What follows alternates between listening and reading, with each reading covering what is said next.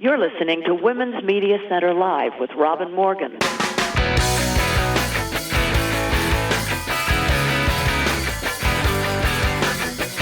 Welcome to Women's Media Center Live. I'm Robin Morgan. And yes, I sound like Typhoid Mary. The head cold, which became bronchial pneumonia, turned into, Typhoid Mary, and now laryngitis. So I'm not going to harass you by croaking at you through the entire show, because there is good news. The good news is you won't be hearing me croak like this. The better news is that since this is Poetry Month, I have gone through our archives and chosen 3 poets, interviews, and reading of their work that are just luscious and a special treat. The first is former poet laureate Rita Dove, a friend and a simply first-rate American poet.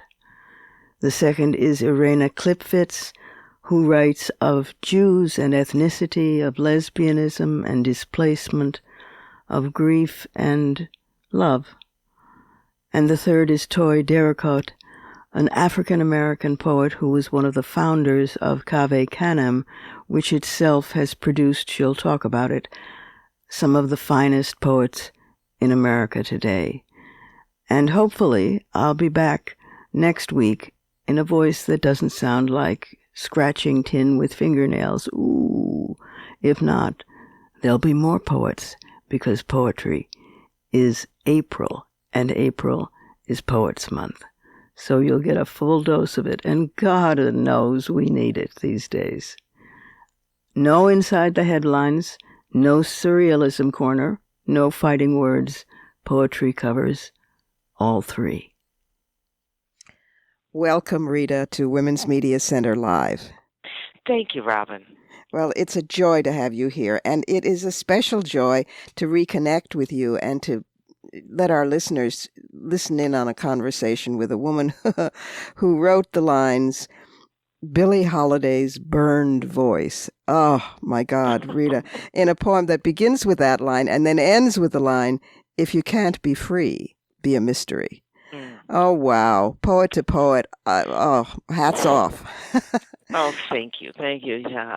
That line has been a kind of I think it was a mantra for a certain generation of women who just come up to me and say, yeah, been there, know that, so thank you. Well, you are justly celebrated with like a Christmas tree strung with medals, but the marvelous thing to me is the humility and quote-unquote ordinariness, which is a word that has no real meaning, of your voice. You've said that you were committed to writing about the underside of history, and starting with Thomas and Beulah, the book about your grandparents, which was a miracle of writing.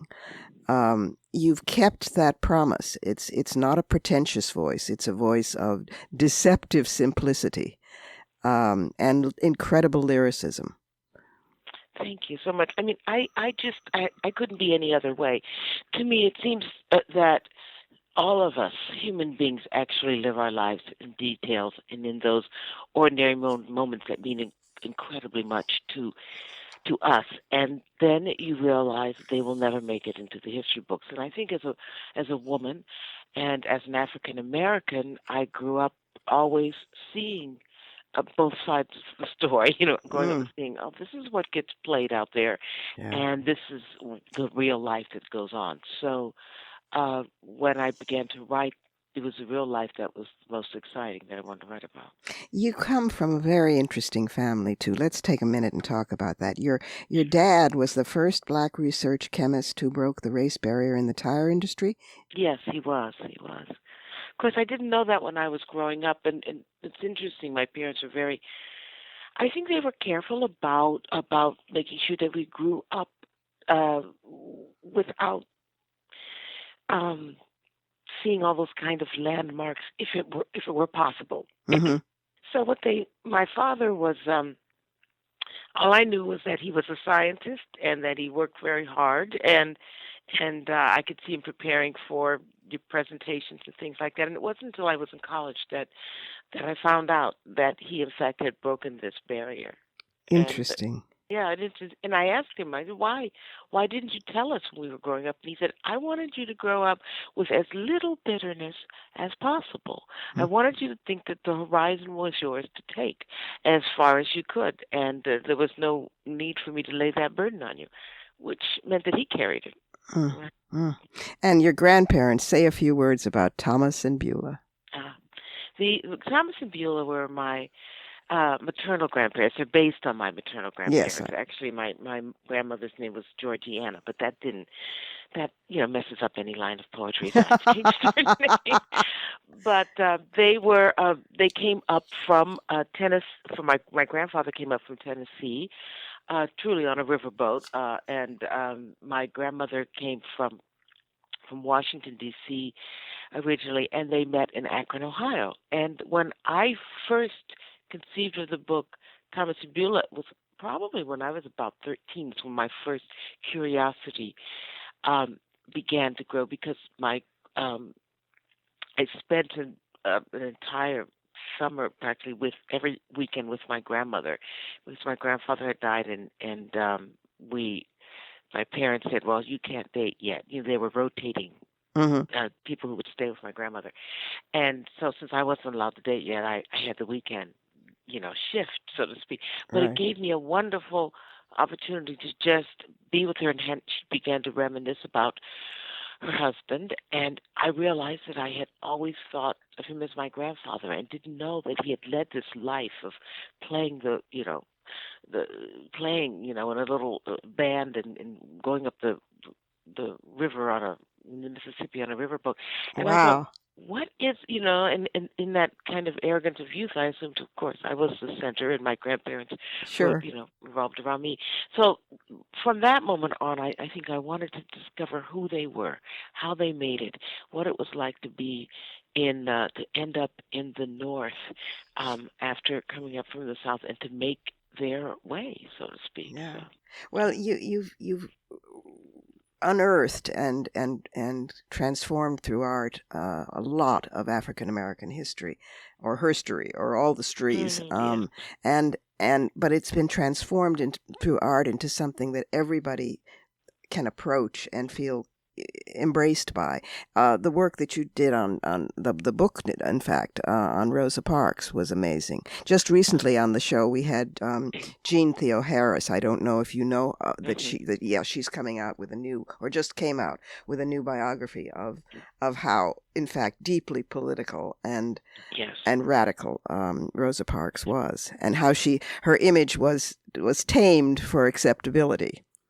Absolutely, yes. Yeah. And it was it's an incredible piece of our history, of how they made her palatable in order to get this movement, jump started. It's really kind of amazing and unthreatened. They defanged her. They de-threatened her of her of her radicalism. In effect, they did the same thing with Coretta Scott King, who in her own right was It's very interesting. Now, something also that I want to talk about in terms of your work is the musicality. People are very afraid of poetry still, and one of the lovely things when you were laureate is that you pledged to try to help make poetry a household word, because somehow in our schools people are raised to fear and tremble at this dusty thing that was written by 19th century white men, pale males with beards, instead of this living, breathing thing that makes you laugh and cry and sit around the campfire the way poetry was born, Exactly, yes. And both the Black movement, civil rights movement, and the women's movement at their inception expressed a lot of politics through poetry. Those were poetry readings where, 1,000 people showed up. Yes, exactly. And everybody was chanting and singing by the end. Exactly. Yeah. And poets, of course, are used to 12 people showing up, So it was a shock to my system, but a very welcome one. And your voice brings that back in part because of your subject matter, your choice of subject matter, but also because of your language and your musicality. I know that you play the cello or the viola da gamba, or both, is it? Well, actually, yes. I started playing the cello. I played it all through my 20s and 30s, and then switched to the viola da gamba, um, and began playing early music. And then, when I couldn't carry my instruments around with me because I was traveling too much, I began taking voice lessons. I can't imagine not having music with me in my Mm. life. And I think that and it doesn't matter what kind of music it is either. I mean, though I was trained classically actually, and um love to sing opera, but I also love to sing jazz and blues, and and it just music It's is, music, yeah. yeah, it's music. And I know that comes from growing up around music, all kinds of music. And just not only in my family's house, but relatives. It was just part of the way you expressed yourself as an African American. You just knew how to hum and to croon and to sing, and even in the intonation of the voices.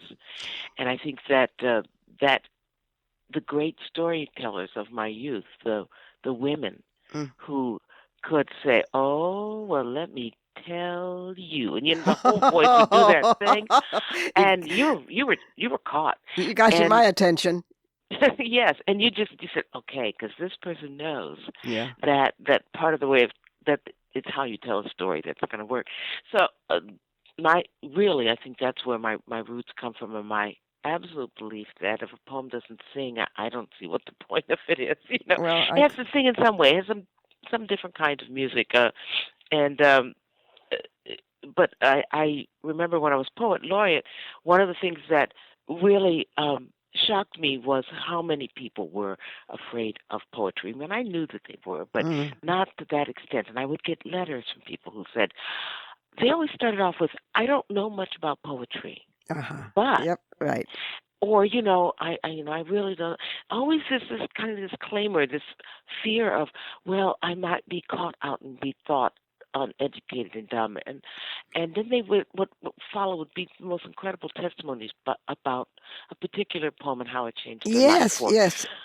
And I said, how did we come so far in this world that the thing that opens our hearts to each other has become such a feared thing? Yes. And that was one I made really a kind of formal pledge that I would always be on the side to bring poetry Well, you to followed everyone. through on that. I think during your tenure as poet laureate, more people paid attention, and also because you were a musical, dramatic voice for poetry, and because you were the youngest ever to hold the post. My congratulations, and because you were the first African American woman. So a lot of the dispossessed, the disenfranchised, could claim you, and you took that responsibility and ran with it. For which I personally thank you as well. Could we? You going to share a poem with us today? Yes, I'd love to. I was thinking about what poem to read and to share with you, and I thought I would read a poem out of a book that's called Mother Love. Love it. It's a book of sonnets, actually, mostly sonnets, written when my daughter was just about 10 or 11. That age when they begin to grow away from you, and Mm. you want them to. You And she, want them to become their own woman, but also you don't want them to. and she grew up and now writes for Ms. Yes, magazine. she does, which I couldn't be prouder. It's so wonderful. I'm grinning here. I'm just sitting here grinning. I love it. Go ahead. Yes. So this is based on the Persephone Demeter myth, a classical myth of Hmm. daughters and mothers separating. Persephone falling. One Narcissus among the ordinary beautiful flowers, one unlike all the others. She pulled, stooped to pull harder, when, sprung out of the earth on his glittering, terrible carriage, he claimed his due. It is finished. No one heard her. No one. She had strayed from the herd. Remember, go straight to school. This is important. Stop fooling around. Don't answer to strangers. Stick with your playmates. Keep your eyes down. This is how easily the pit opens. This is how one foot sinks into the ground. Mm. Oh. An accomplished sonnet that also breaks the heart. Thank you. You were quoted as saying at one point that you thought it was important to acknowledge the human face of evil. And I remember that stuck with me because it's so crucial. It's another form of Hannah Arendt's The Banality of Evil. But as long as evil is made this thing that is superhuman or subhuman, then of course you don't have to take responsibility for it in ourselves, the Eichmann within. And I wondered if you would want to comment on that. Yes. Well, yes, I agree entirely. I think that when I made that comment, I made it specifically in terms of a poem of mine called Parsley, which deals with the Trujillo, the Dominican Republic, the Haitian massacre in the Dominican Republic, 1937, where he actually killed 20,000 Haitian blacks, and the only way he had of distinguishing them was having them pronounce a Spanish word with an R in it, and because they spoke a French Creole, they couldn't roll that R, like in a Spanish R. And I thought, this was such a horrific thing, but it also was terribly, terribly creative. Yes. And and I did not want to go there.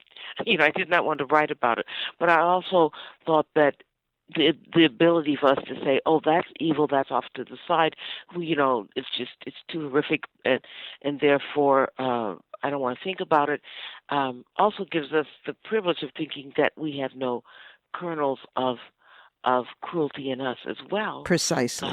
And therefore, so I felt that you have to go there. If you're haunted by it enough, you have to go there. And that is something that I think that poetry also is particularly suited for doing, and that is to talk about all aspects of life, to reveal all aspects of life to us, and to help us get through it by bringing it out, so that we say, oh yeah, I felt that. Oh yes, this someone else has also seen how terrifying this is. Recognition is such a subversive thing, isn't it? If you can recognize, whether through laughter or through tragedy or through poetry. I mean, it's and then if you can move to empathy, that's the most subversive emotion of all.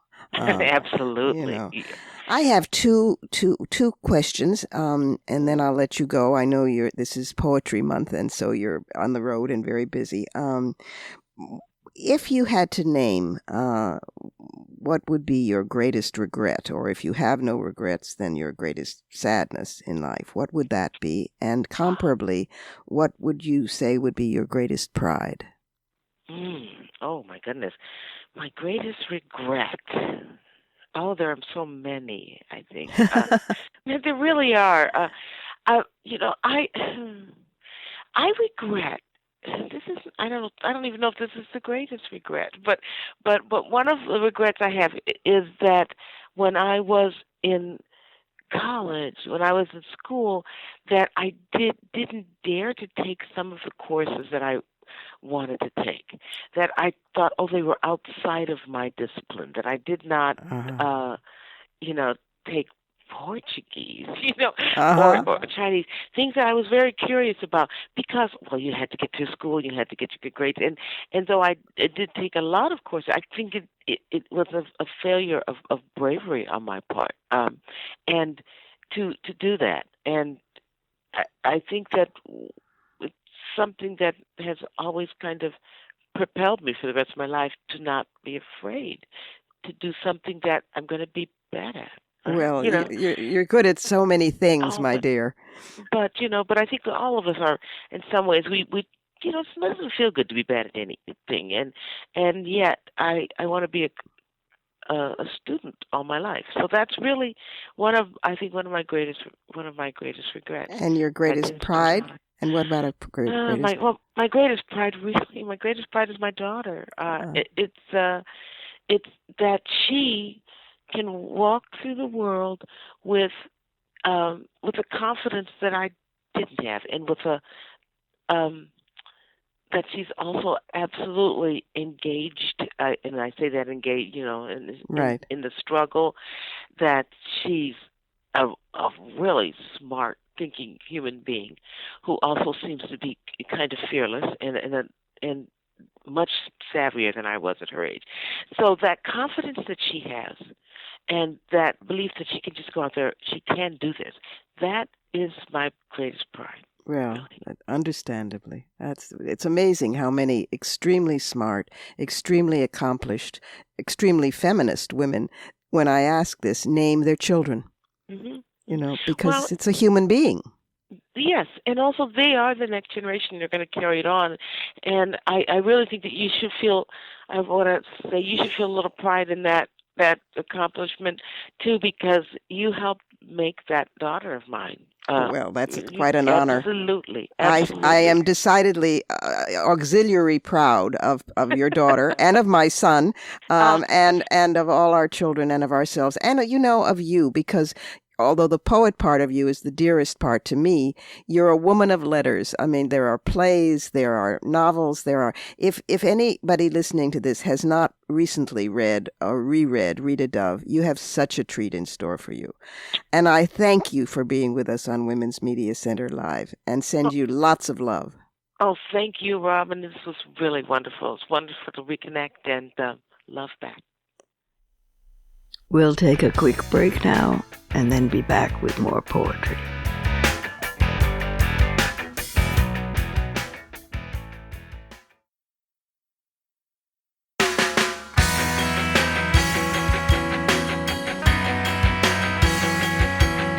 Subscribe to this program on your favorite podcast platform and leave us a review.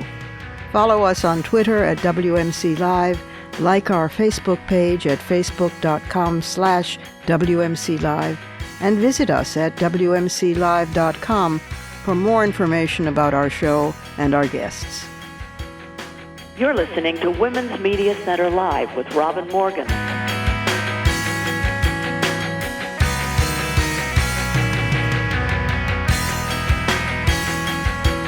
Welcome back, and now for the poet Irena Klepfisz.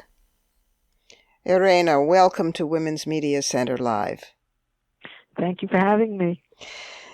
I've admired your work for a long time, and your new and selected poems, the one called A Few Words in the Mother Tongue, has a stunning introduction by our late friend, yours and mine, Adrienne Rich, in which she says the following about your work. She's talking in particular about your major poem, Bashert, which means the inevitable.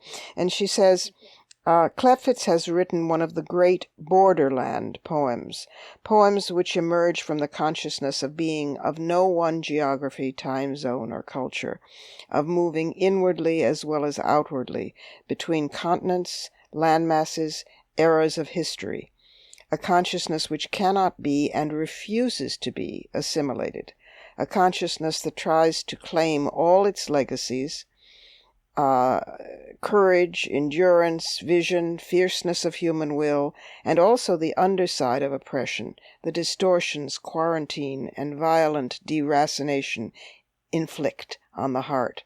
When I say that Bashert is a poem unlike any other, I mean this through and through, in its form, in its verse and prose rhythms, in its insistence on memory without idealization, in its refusal to let go. And I think that's very true. In your last book of essays, also you address women's link, forging a woman's link. That's it. I will mispronounce this, so correct me. In Die Goldene Kite. The Goldene Kate. Kate. The Golden Chain. The Golden Chain. Some possibilities for Jewish American poetry. That's an essay in Dreams of an Insomniac. So talk a little bit, a short version for our listeners about why they call you a Yiddishist, and what you're doing with language in terms of identity, because it's very important. Well, I was raised in an environment in which everybody called themselves Yiddishist. I mean, they were very committed to the Yiddish language. These were secular Jews. They were Holocaust survivors. And I was not raised with any kind of real observance. I don't think I entered a synagogue until I was in my 40s for the first time. Mm-hmm. But we were very, very consciously Jewish, and Yiddish was a very important element of that Jewish consciousness. And that had a history. It was secular. It was called Weltliche Yiddishkeit, secular Judaism or secular Jewishness, that was very active between the two world wars in Poland.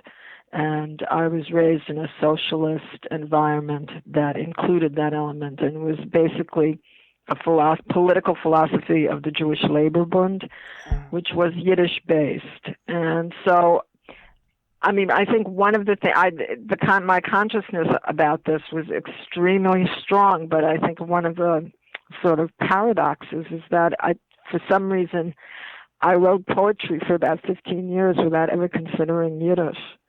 And even though I went to Yiddish schools, after school I went to an elementary shul, and then I went to Yiddish high school on weekends. Mm-hmm. I'm sorry. No, go ahead. I never considered using Yiddish until I met Gloria Anzaldúa, who was a Chicana from Texas and using a lot of Spanish in her work. And she turned to me one time, and we had talked about our backgrounds. We had very different, in many ways, different backgrounds, but also similar backgrounds. And she said, "How come you never use Yiddish?" And I was just sort of stunned by the question, which this is in the early 80s. And I had always been a Yiddishist, but I had somehow never even considered it, I think because English was such a struggle that once I felt that I was comfortable in the language, I wasn't going to think about it, something else. But her question really jogged me, and I think from then on, it was around 1982, that I started trying to incorporate Yiddish into both my prose and my poetry. Mm-hmm. And you often do both English and Yiddish in the same poem, so that the ear and the eye become accustomed to the interplay between them. Right. Yeah. Yes, I do that. I don't want to, I mean, I don't really, some people call me a Yiddish poet, which I am certainly not. But I do want people to actually hear the Yiddish. I want the poetry to be very oral.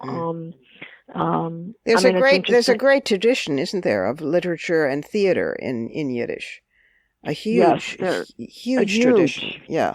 Yes, and it was starting, though it's fairly recent in the sense that the major literature began in the late 19th century, secular Yiddish literature. Mm-hmm. And I became interested in, when I became a feminist, I mean, I think like other people from minority groups, and I started looking at sort of my Yiddish education. I started asking the question, after all that education, I couldn't name a single woman writer. And I think that was the experience of a lot of women from minority groups who started looking at their own cultures.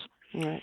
And so I became interested in it both as a poet and as a scholar. I wanted to find Yiddish women writers. I wanted to translate them, and I wanted to incorporate some of the Yiddish into some of my work to make it more sort of a bridge to people who did not know Yiddish, and that included not just non-Jews, but Jews as well, because most Jews don't know Yiddish. Yeah. At least Ashkenazi Jews don't know Yiddish. Yeah. And they know a few words from television and from movies. That's the category I'm in. Yes, I very few words that I remember from my mother and her sisters, but it's extremely limited, you know.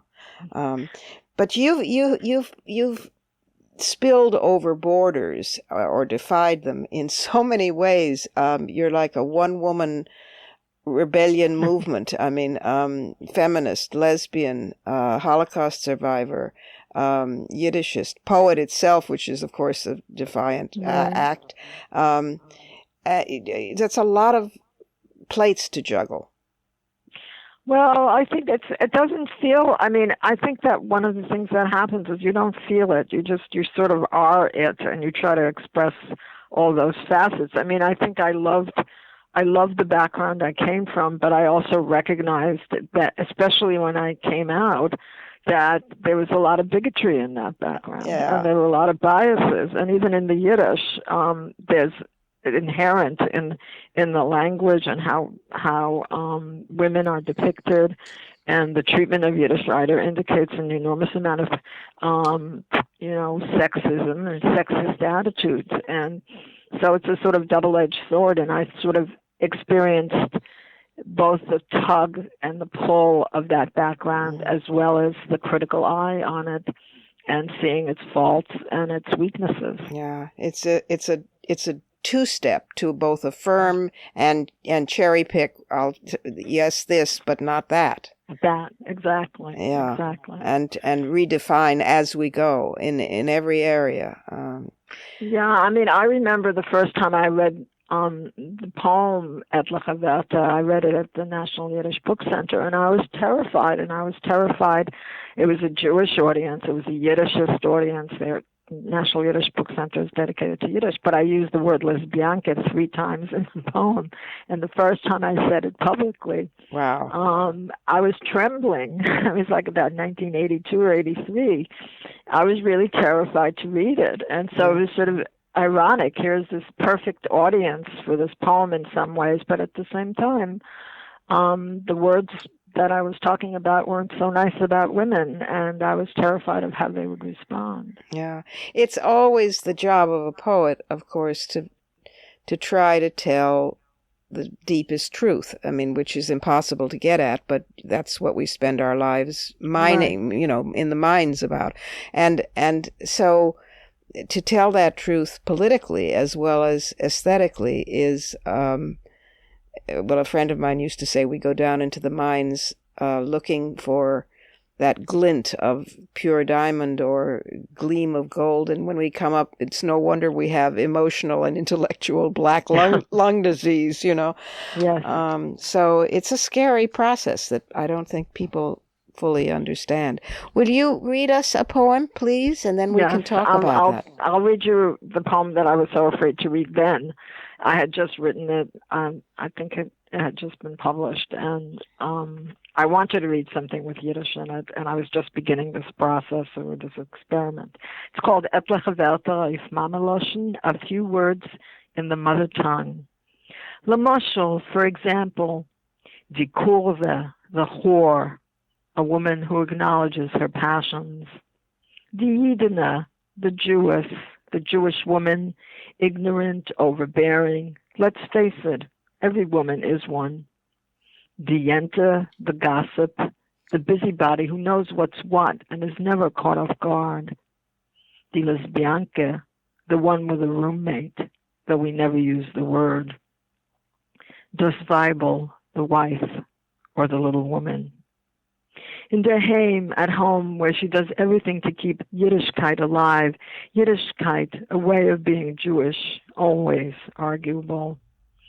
In Mark, where she buys die Kartoffel und Halle, yes, potatoes and Halle, die Kartoffel, the material counterpart of Yiddishkeit. Mit Sibyllis, with onions that bring Tränen zu die Augen, tears to her eyes, when she sees how little it all is. Weniger und weniger, less and less. Die Halle, braided wie a Haar for der Hasana, like her hair before the wedding when she was a Zashen Mädel, such a pretty girl. Die lange schwarze Haar, the long black hair, die lange schwarze Haar. A Freu cholemt, a woman dreams ihr Ort auf der Welt, her place in this world, und sie hat Moira, and she is afraid, so afraid of the words Kurve, Yidene, Yente, Lesbianke, Weibel. Sie cholemt, she dreams, und sie hat Moira, and she is afraid. Ihr Ort, die Welt, die Heim, der Mark. A Mädel cholemt, a Kurve cholemt, a Yidene cholemt, a Yente cholemt, a Lesbianke cholemt, a Weibel cholemt, die Kartoffel, die Halle, Yiddishkeit. Sie cholemt, die Haar, die lange schwarze Haar. Sie cholemt, sie cholemt, sie cholemt. Mm. Oh, thank you.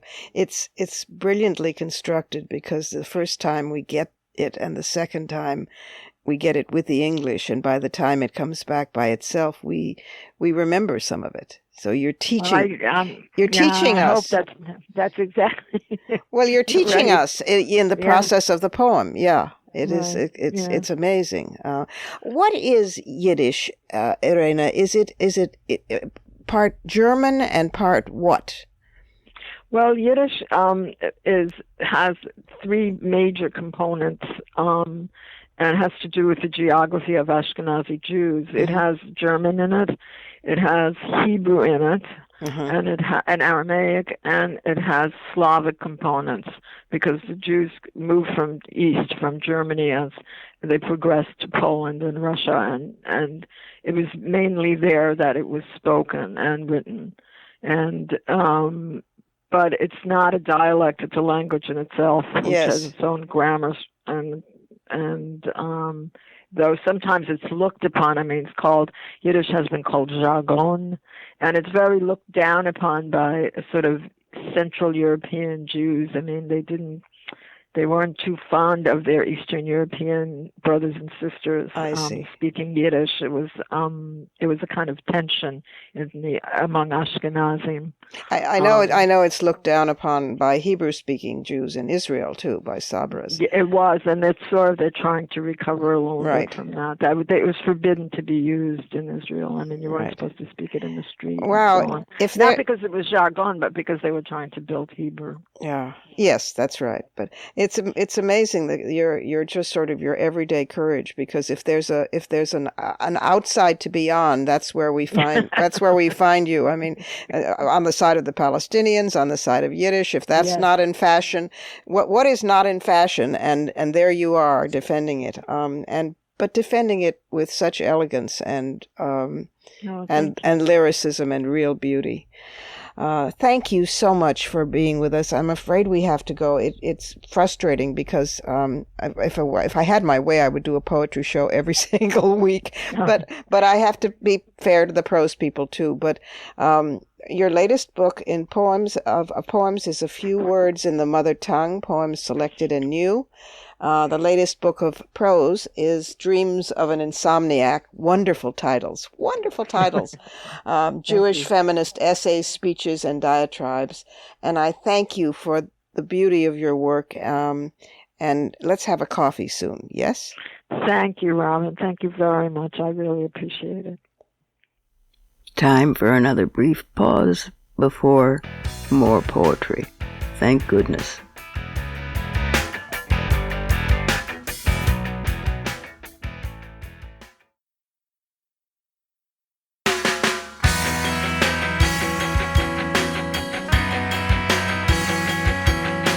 The Women's Media Center, founded in 2005 by Jane Fonda, Gloria Steinem, and myself, is a progressive, nonpartisan, nonprofit organization working to make women visible and powerful in media.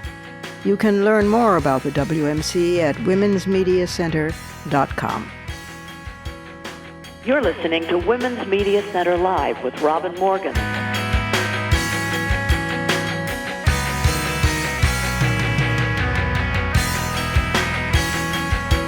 And we're back again, this time with the awesome poet, Toi Derricotte. Welcome to the program, Toi. Oh, thank you, Robin. Okay, let's me leap right in and start with what you've done for poetry in general and for the country when you co-founded Cave Canem. Tell us a little bit about Cave Canem and congratulations on how it has grown since you. It's amazing. Oh, thank you. We were surprised by the effect. We knew that it was needed because Cornelius and I both graduated from programs where we were the only African American poets in the classroom, and I had never read an African American poet in college and graduate school, and there was always this feeling that the work was being marginalized, and so we knew it was important to get writers together all across the country who perhaps had never studied with another African American or even read another African American. It's hard to keep up your own sense of yourself as a writer when this is mirrored back in our society in such a fragmented way. So that's what we did. We just did it out of our own pockets. And a friend of mine who's a priest at a retreat in upstate New York, right on the water, I guess about 30 of us the first year went there, and for a week, and it was so profound that first night sitting in a circle where people went around and talked about why are you here, and they started just crying. Of course. It was, and the main thing that happened is that besides this intense study of writing with other people who understand your subject, but just mirroring back to them the wholeness of their experience, their own power. And they formed these networks so that they are constantly in touch with each other, and they help each other with their work and with career decisions. It's just made an incredible decision, had an incredible effect on their lives. Well, you've created a community. I mean, Right. and the gift of that. To the African American poets that get fostered and nurtured. Imagine how different it is to be a young poet there as opposed to what it was to be a young poet. You know? Oh, my absolutely. God. Absolutely. You really changed it. Yeah. Yeah. And, I think everything was there. All the ingredients were there. I mean, the work was done before Cave Canem. There were communities. There were, that rich desire for community, and all of that has been there, and it's been in the literature. But that just happened to be the right moment in time, I think, when pulling these people together in a one place at the same time, and everybody being so ready for this to happen. I mean, we had all struggled. These were, poets, African American poets. In order to stay with it, have to be pretty special people already. Of course. Oh, yeah. And so I think you got these 30 very special, determined people together who were already very sophisticated about what they were doing, and it just was chain reaction. Well, selfishly speaking, as a European American poet, I want to thank you because what you've done is enrich poetry as well, in general, and American poetry and poetry in English. So it's a gift all around. Thanks. Well, I take some credit for it, but believe me, it's the hard work of so many people who believe in this. Sure. And it does take a lot of hard work to organize all the programs that we organize. But it just is an act of love and dedication for many people. And there's a website where people can find out more, isn't there? That's right, cavecanempoets.org. CAVECANEM, which means the black dog, which was Beware the dog. Beware the dog. That's right. That's right. And the black. There was a mural of a black dog on a chain in. Was it Pompeii?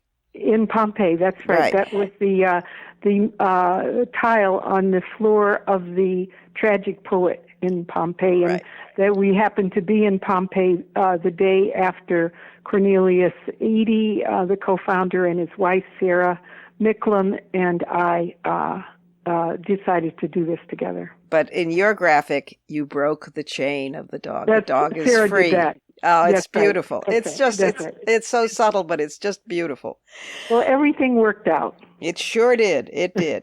So let's talk about you now as a poet, and a really fine poet. How does a poem start for you? Does it start with an image, with a word, with a situation, with a condition, or all of the above, depending on the poem? I was just thinking about this, and it's funny. I just read something I wrote recently. It's just a couple sentences. Can I read it? Please. It says, I made poems in agony for many years, overcoming what weighed me down. I worked like one doing physical labor, digging trenches, dirty. And now I am practicing like one practices the piano, a clean work that one does in daylight with a little vase of flowers at eye level. Oh, you've earned it.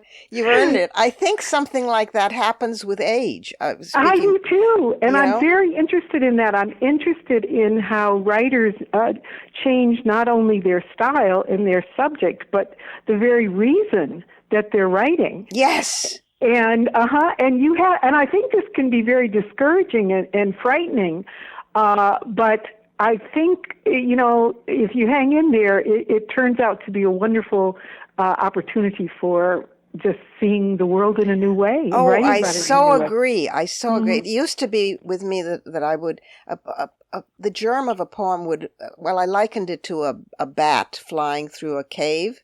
And sort of echolocating and bouncing off stalagmites and stalactites and getting a resonance back, and then I would, and the cave was my brain, Wonderful. I love it. And then if the resonance came back, I would know, there's something there. There's a germ of a poem there, and then it would begin to worry me, and I would worry it, sort of like a dog with a rag, and we would play around with each other for however long it took.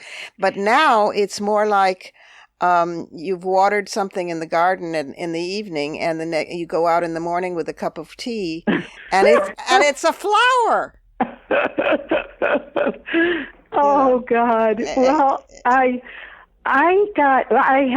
fractured my knee about a year ago actually, and for about 6 weeks, I couldn't leave my house. I couldn't drive. I couldn't, people would ask me to do things. I couldn't do anything. And I had the greatest time just sitting in my living room. And for the first time, I could take books down from the shelf. I have this tremendous library. And honest to God, I don't think I'd sat in that seat and just looked around to see, what book do I want to read today? Guiltless, and also completely free of guilt. Completely free of guilt. Ooh. Exactly. The broken patella gave me a good excuse to say no. Yes. And so, when it was healed, I thought maybe I should break the other one. But, yes, things change. And I think it opens things up in a new way. It feels really good. Well, would you honor us with a poem or two? Yes. Let's see. I was going to read 2 poems. One is called Black Bottom, and it's from Captivity, and it was written 30 years ago. It's a famous poem. Pardon me? It's a famous poem now. Yeah, I think it's been in a lot of anthologies, and then I'm going to read a poem about the same subject that I wrote just a couple years ago. Oh, lovely. So this is Black Bottom. There were black bottoms all over the United States, and before desegregation, when black people lived in the same area, you'd have professional people living next to people who, worked in a grocery store or cleaned somebody's house. Everybody lived together, but then as class began to separate people, you would have middle class areas. And so this is writing about the separation and going back to see the people in Black Bottom. When relatives came from out of town, we would drive down to Black Bottom, drive slowly down the congested main streets, Beaubien and Hastings, trapped in the mesh of Saturday night. Freshly escaped black middle class, we snickered and were proud. The louder the streets, the prouder. We laughed at the bright clothes of a prostitute, a man sitting on a curb with a bottle in his hand. We smelled barbecue cooking in dented washtubs, and our mouths watered. As much as we wanted it, we couldn't take the chance. Rhythm and blues came from the windows. the throaty voice of a woman lost in the bass, in the drums, in the dirty down and out, the grind. I love to see a funeral, then I know it ain't mine. We rolled our windows down so that the waves rolled over us like blood. We hoped to pass invisibly, knowing on Monday we would return safely to our jobs, the post office and classroom. We wanted our sufferings to be offered up as tender meat, and our triumphs to be belted out in raucous song. We had lost our voice in the suburbs, in Conant Gardens, where each brick house delineated a fence of silence. We had lost the right to sing in the street and damn creation. We returned to wash our hands of them, to smell them, whose very existence tore us down to the human. Wow. So, that's Wow. that. Wow. And then the one on, you say the same subject or overlapping subject matter, written. Yes. Written. Yes. How many years later? 30 years. Wow. Okay.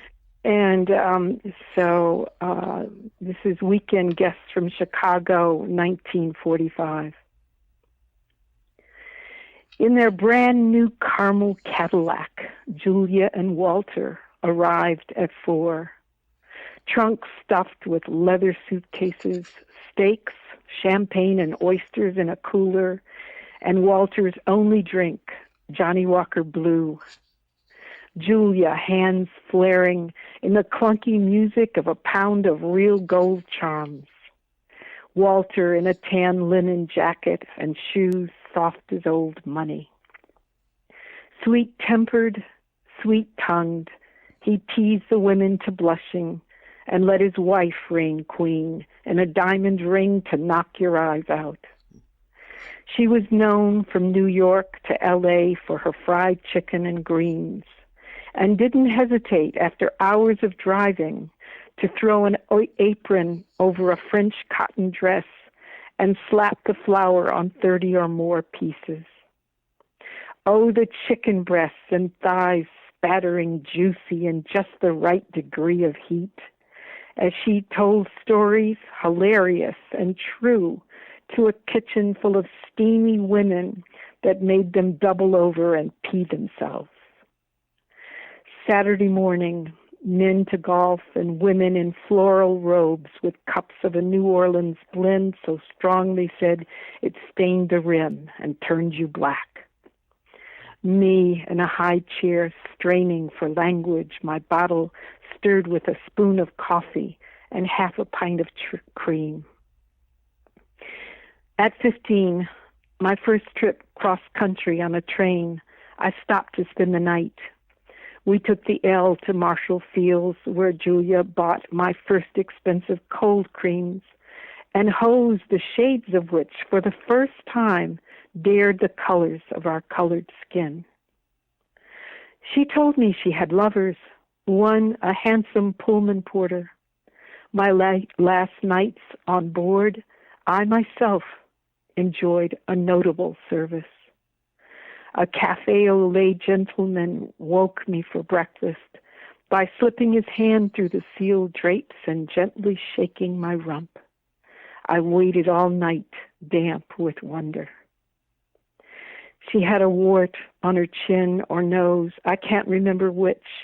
She wore it like exquisite jewelry, the way Marilyn Monroe wore her beauty mark, with unforgettable style.